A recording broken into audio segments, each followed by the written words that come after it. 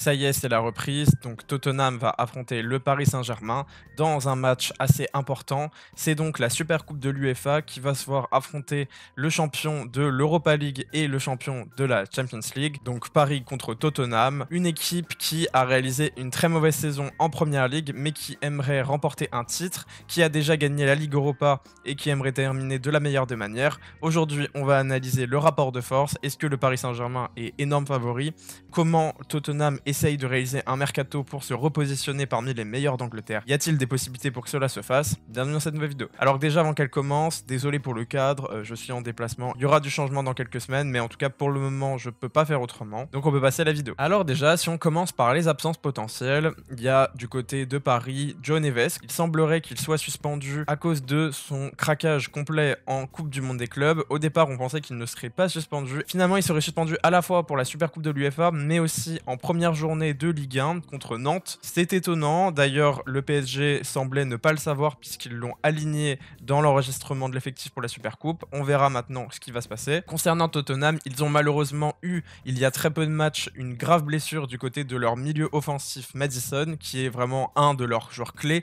C'est une grosse perte et c'est vrai que ça joue en la faveur du PSG. Maintenant il n'y a pas d'autres blessures et potentiellement qu'ils peuvent pallier à ce manque. On va le voir, mais le problème c'est qu'il n'avait pas de milieu offensif de remplacement, donc c'est vraiment lui ou rien, et malheureusement il y a un risque qu'ils soient obligés de changer leur stratégie tactique. Du côté du Paris Saint-Germain, de toute façon vous connaissez rapidement leurs forces et faiblesses, je l'ai déjà abordé dans 10 milliards de vidéos, donc on va vraiment se concentrer sur qu'est-ce qu'apporte Tottenham et quelles sont les forces et faiblesses de cette équipe. Donc du côté de Tottenham, déjà ils ont une bonne charnière, ils ont Vicario au cage qui est plutôt performant, ils ont Van de Ven qui fait une excellente saison l'année dernière, Romero qui a à la fois de la capacité à être physique mais surtout à être agile et rapide, c'est une qualité que tout le monde n'a pas. Ils se sont renforcés avec le recrutement de Kevin Danso pour un peu plus de 20 millions, alors ce sera plutôt de la rotation mais c'est plutôt intelligent. Ils ont Udogie du côté de latéral gauche et c'est un très bon joueur, c'est un joueur qui a de l'impact et du physique. Malheureusement il a un petit peu déçu cette saison en première ligue, donc on espère qu'il fera mieux la saison prochaine. Du côté du latéral droit, là par contre il y a Pedro Porro, donc un très bon joueur, mais le problème c'est qu'à la fois il est un peu friable, fragile, et en plus il n'y a pas trop de remplaçants attitrés, donc c'est vraiment du bricolage s'il se blesse ou s'il est suspendu. Du côté du milieu maintenant, c'est là qu'on arrive au casse-tête parce qu'il y a eu un manque clairement du côté du milieu de terrain l'année précédente, donc ils ont recruté Palinha cette saison en prêt en provenance de Bayern Munich. C'est un bon transfert, c'est un milieu plutôt défensif slash box-to-box, mais vraiment quand même plutôt un milieu défensif. Il y a Betancourt, Bissouma qui sont de très bons joueurs. Betancourt, un meilleur joueur quand même que Bissouma qui déçoit énormément. On a Bergval qui est plus un numéro 8 qui est vraiment un crack. Mais le problème c'est qu'il manque un petit peu pour le moment de capacité à convertir son potentiel en réel niveau. C'est vrai que pour le moment il est en retrait. C'est le cas d'à peu près tous les joueurs de Tottenham. L'année dernière ils ont quand même fait 17e. Donc c'est vrai qu'ils ont fait une très mauvaise saison, à deux doigts d'être relégables. Donc vraiment ça a été compliqué. Et c'est sûr que du coup tous les joueurs ont un peu déçu.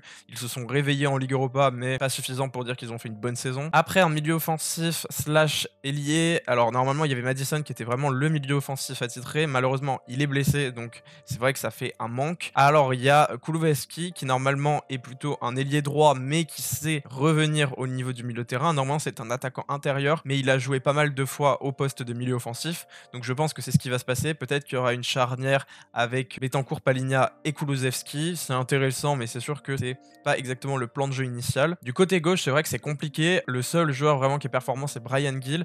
Pour le moment, on sait qu'ils aimeraient recruter Savigno de Manchester City. Ils proposeraient jusqu'à 50 voire 60 millions. C'est pas encore le cas et ce transfert ne s'est pas fait. Donc c'est vrai que pour le moment, il y a un gros manque de ce côté-là. Et quand tu veux jouer les premiers niveaux au niveau de la première ligue, c'est vrai que ça manque. Et c'est vrai que même quand on regarde l'effectif jusque-là, il y a un vrai manque de profondeur et de qualité à tous les postes. C'est quand même assez fragile et c'est plutôt proche d'un club aujourd'hui de milieu de tableau de première ligue. C'est triste, mais c'est réellement le cas. Côté droit, alors de base, il y avait Kulusevski, mais c'est vrai qu'il y a aussi eu le recrutement de Kudus pour plus de 60 millions en provenance de West Ham. Est-ce que c'est surpayé? L'avenir nous le dira. En tout cas, c'est un joueur qui a de l'explosivité et qui sait casser des lignes, ce qui a parfois manqué l'année dernière parce qu'il y avait assez peu de vitesse dans l'effectif, et c'est vrai que c'est un problème. Leur meilleur joueur, c'était Son, et pourtant, il se faisait vieux, et c'est vrai que ça commençait à se sentir sur sa performance. Il est parti cette saison aux US, donc bon vent à lui, une légende absolue, mais mais c'est vrai qu'il y a un manque. Donc au niveau des buteurs, bah, il y avait Solanke, c'est tout. C'est un bon joueur, mais est-ce qu'il casse 3 pattes à un canard? La réponse, c'est absolument pas. Ils viennent de recruter Matistel, qui n'a pas eu une grosse indemnité, mais ça dit aussi qu'il déçoit. En tout cas, du côté du Bayern, il n'a pas répondu aux attentes estimées. Il est parti pour se relancer du côté de Tottenham. Est-ce qu'il y arrivera? Bah, je l'espère pour lui. En plus, c'est un Français et c'est vrai que ce serait sympa pour l'équipe de France d'avoir un numéro 9 capable de performer. Ce sera sans doute lui qui sera aligné face au PSG. Mais c'est vrai que quand on aligne d'un côté l'effectif de Bourrin qui est du côté du Paris Saint-Germain et Tottenham, il y a un vrai gap au niveau individuel et bon, c'est un peu triste. Il y a Richarlison, mais il est mort dans le film, donc on va pas en parler plus. Est-ce qu'ils vont garder la même stratégie tactique qui n'a pas marché l'année dernière? La réponse est non. Postecoglou a été licencié et c'est vrai qu'il le fallait, même s'il a gagné la Ligue Europa, sinon sur tout le reste, il a été assez catastrophique.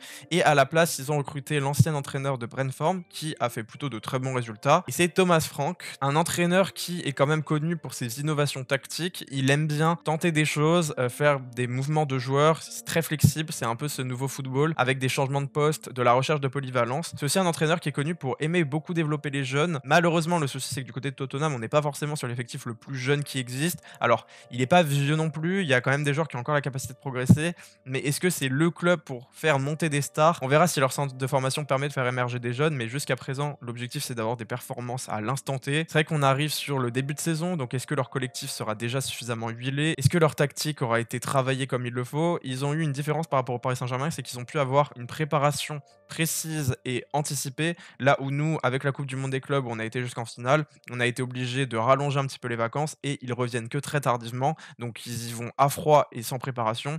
Tottenham, eux, ont pu travailler le plan de jeu. Il y a eu la faille récente de Chelsea. Est-ce qu'ils vont essayer de jouer comme tel? Oui, c'est possible. Malheureusement, on sait aussi que avec le niveau qui est demandé par Paris, si tu as la moindre faille, si tu te prends un but au début de match et que tu deviens friable, s'il y a le doute qui s'installe et que tu ne tiens pas à 100% ce plan de jeu extrêmement haut, extrêmement conquérant, eh bien, tu te fais complètement tuer, tu te fais punir et après, ça peut faire des gros scores. C'est arrivé plein de fois cette saison. Moi, je crois que Paris est largement favori. Est-ce qu'ils vont y arriver? La question reste entière. Ça me semble essentiel pour essayer de terminer de la meilleure des manières la saison. Ça permettrait d'avoir un titre en plus et un beau titre. Ça permettrait de nous considérer comme le premier club européen officiel sur la saison. Si on pouvait remporter derrière le trophée intercontinental, eh bien, ce serait encore mieux.